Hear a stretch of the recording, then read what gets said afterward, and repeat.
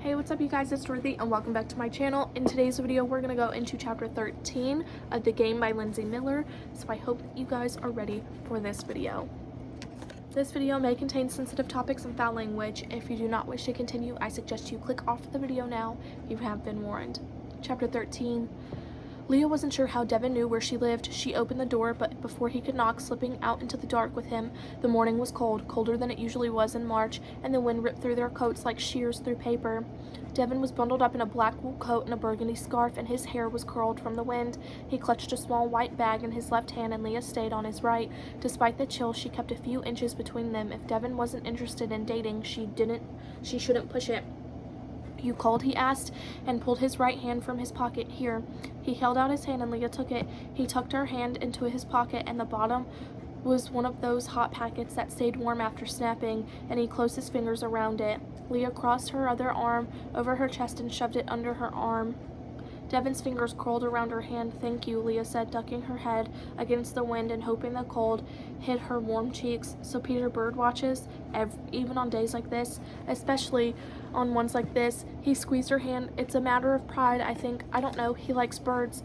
It was a while to the park, and Leah's parents had agreed to let her walk there since Devin was with her. The dark, though, closed in. The silence made the back of her neck itch. "Stop," Devin stopped at the edge of the small parking lot, a lush green park full of frost-ridden evergreens and a trail lined with rosemary bushes leading into the dark. The sun was peeking over the horizon, and he untangled his hand from hers. "We have about 15 minutes before they show up. Some kid leads it.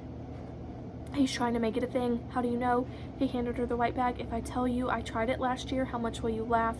Leah grinned. "I hated it," he said. "Here, you like cinnamon rolls, right?" "They're my favorite," she said, following him into the park. "For this, I won't laugh." "How kind of you," Devin said, and he hid his smile behind a hand. They settled into a little thicket far off the trail, but close enough to watch Peter arrive. The light filtered through the trees and barely lit their little spot. Devin walked behind a large tree trunk, and the branches rustled. Somewhere far off, a dog barked. Leah froze. "Leah," Devin said, "you okay?" She had been so sure in the second that he would be bloody and dying. There would be a crash. She would find him dead. "Yeah," she said, sitting on an old railroad tie next to him. "Sorry." "It's okay. Go ahead and eat," he said. "We're together, so we're safe." Leah laughed and smiled. "My brave assassin shield. I'm just glad you finally started talking to me again." He opened the bag and pulled out a cinnamon roll larger than his hand. "We've got 5 minutes. They really just congregate and stare at trees while two country club guys talk about this one time they saw an ivory-billed woodpecker." Leah pulled out her cinnamon roll. It was still hot and gooey, the cinnamon filling laced with chopped walnuts and pecans. The first birdwatcher showed up with a car full of kids. When Leah was halfway done with her roll and Devin ducked down with her behind the bushes, he shoved the last handful of his roll into his mouth and cleaned up with hand sanitizer. Peter arrived second, stepping out into the cold with a puff of warm breath. The crowd grew to 15 over the next 5 minutes. "I bet he always arrived second," muttered Devin. With cinnamon clinging to his lips and cheek, he likes to arrive places on the hour. "Devin, wait," she whispered, and wiped the cinnamon sugar from the corner of his mouth with her thumb. "There." His lips parted slightly, his face tilted to hers. "Leah, assassins with cinnamon on their lips aren't scary." She let her hand linger on his cheek. "You're ready now."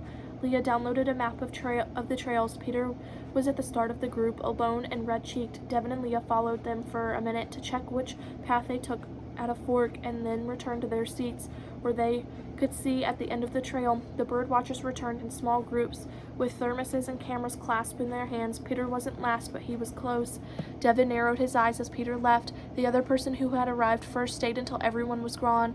They stretched near their car. "Wait here," Leah said. Nothing could happen to him when they were only a few feet apart. Leah crept forward to see who it was. She stayed low and darted through the trees to the other side of the lot.